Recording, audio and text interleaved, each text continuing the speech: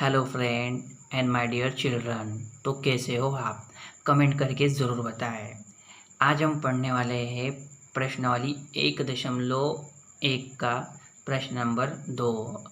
प्रश्न है, दर्शाइए कि कोई धनात्मक विषम पूर्णांक 6q+1, 6q+3 या 6q+5 के रूप का होता है।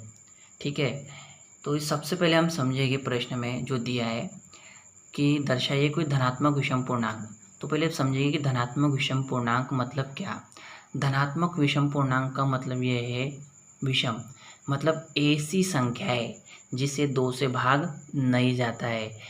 ऐसी सभी संख्याएं विषम संख्याएं कहलाती है। जैसे सिर्फ वर्ग में समझते हैं, विषम संख्याएं 1, 3, 5, 7, 9, 11, ये सभी संख्याएं ऐसी है जिसे 2 से भाग नहीं जाता, तो ये सभी कहलाएगी विषम संख्या। और ये सभी प्लस में है तो ये हो जाएगी आपकी धनात्मक विषम पूर्णांक संख्या।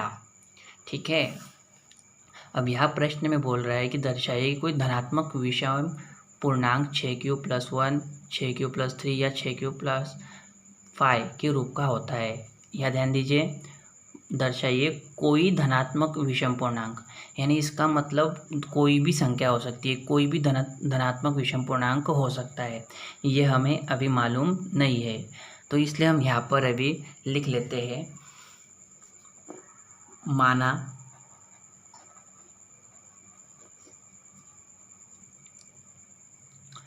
ठीक है, मैंने यहाँ लिख लिया, माना धनात्मक विषम पूर्णांक ए है।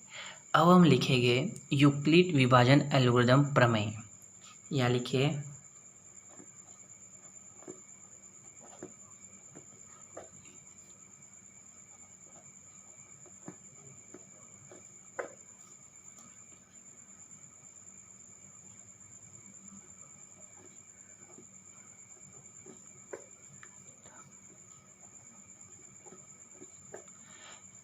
यूक्लिड विभाजन एल्गोरिथम प्रमेय को लिखिए, भाज्य बराबर भाजक गुना भागफल प्लस शेषफल। ये होता है आपका यूक्लिड विभाजन एल्गोरिथम प्रमेय। इसे आप इस प्रकार से भी लिख सकते हैं, ए भाजक बी भागफल क्यू और शेषफल को आर। ठीक है, अब आपको क्या करना है, अब इधर वाली साइड पे देखिए, बी क्यू प्लस आर। अब यहाँ लिखा है बी क्यू प्लस आर, इसकी तुलना कीजिए 6q+3 से, 6q+5 से, 6q+1 से। जब हम इसकी तुलना इससे करते हैं तो हमें दिखेगा, जैसे यहाँ लिखा है बी, तो यहाँ क्या लिखा है 6, यहाँ भी लिखा है 6 और यहाँ भी लिखा है 6। इसका मतलब ये हुआ कि b की वैल्यू क्या मिली हमें 6। तो और b क्या है, यहाँ पर भाजक है। ठीक है, तो यहाँ लिख लीजिए,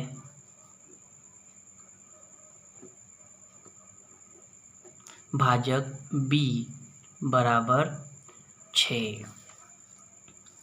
अब आपको क्या करना है, देखिए एक चीज़ ध्यान रखना कि जब भी हम किसी संख्या को भाग देते हैं और जब शेषफल प्राप्त होता है, तो हमारा जो शेषफल प्राप्त होता है वो भाजक से हमेशा छोटा होता है। इसे हम रफ वर्क में समझ लेते हैं, किस प्रकार। देखिए यहाँ पे क्या दिया है, भाज्य, भाज्य कितना है a, तो लिख लीजिए भाज्य a। भाजक क्या है आपका b, भागफल क्या है q और शेषफल क्या है r। अब यहाँ पर b की वैल्यू हमने क्या ली, भाजक की 6, तो ये हो गया 6 a q और ये r। अब होता ये है कि जो आपका शेषफल होता है वो शेषफल भाजक से छोटा होता है। जैसे आपका भाजक 6 है तो आपका शेषफल कितना हो सकता है, या तो ये 0 होगा, 1 होगा, 2 होगा, 3 होगा, 4 होगा या 5 होगा। ये इन्हीं में से एक होगा, यानी जो शेषफल है वो भाजक से छोटा होगा। तो हम यहाँ पर अब r के संभावित मान लिख देते हैं। r क्या है आपका शेषफल, तो यहाँ लिख लीजिए आर के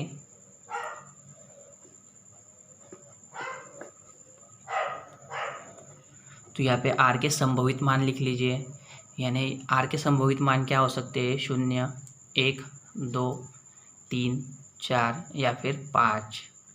ठीक है, जब आर के संभवित मान 0, 1, 2, 3, 4, 5 हो गए तो ए का मान क्या मिलेगा। तो आपको क्या करना है, आर के मान यहाँ पे रखते हुए चलना है।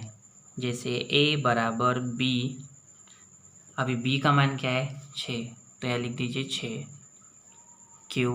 अब आर का मान कितना है, आप पहले 0 लीजिए, तो 6 प्लस 0 बराबर क्या होगा, 6। अब आर का मान आप लीजिए 1, तो ये हो जाएगा आपका 6 प्लस 1। अब आर का मान लीजिए 2, तो ये हो जाएगा ए बराबर 6 प्लस 2। अब आर का मान 3 लीजिए, तो ये हो जाएगा आपका ए बराबर 6 प्लस 3। अब आर का मान 4 लीजिए, तो ये हो जाएगा 6 प्लस 4। अब आर का मान 5 लीजिए, तो ये हो जाएगा 6 प्लस 5। तो ये हो गए आपके ए के मान। आर के मान 0 रखने पर ये, 1 रखने पर ये, 2 रखने पर ये, 3 रखने पर ये, 4 रखने पर ये और 5 रखने पर ये। अब देखिए प्रश्न में ऊपर जैसे हमने पहले ही पढ़ा कि ए जो है ए क्या है, धनात्मक विषम पूर्णांक संख्या है।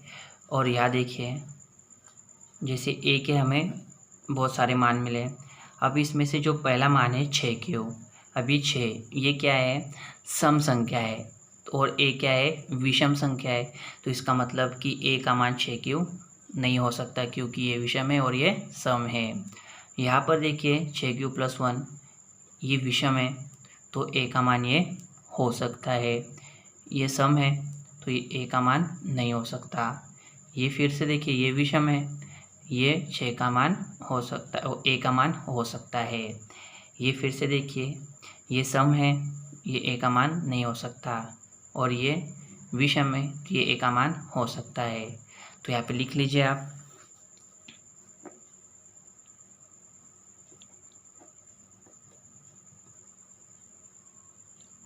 देखिए इस प्रकार से हम इसे इस प्रकार से लिख सकते हैं, ए एक विषम पूर्णांक है, यह 6 प्लस 2, 6 प्लस 4 और 6 के रूप में नहीं हो सकता क्योंकि ये संख्या है, सम संख्या है। देखिए 2, 4, ये 6 ये सभी सम संख्या है। और जबकि ए जो है एक धनात्मक विषम पूर्णांक है जिसे 2 से भाग नहीं जाता।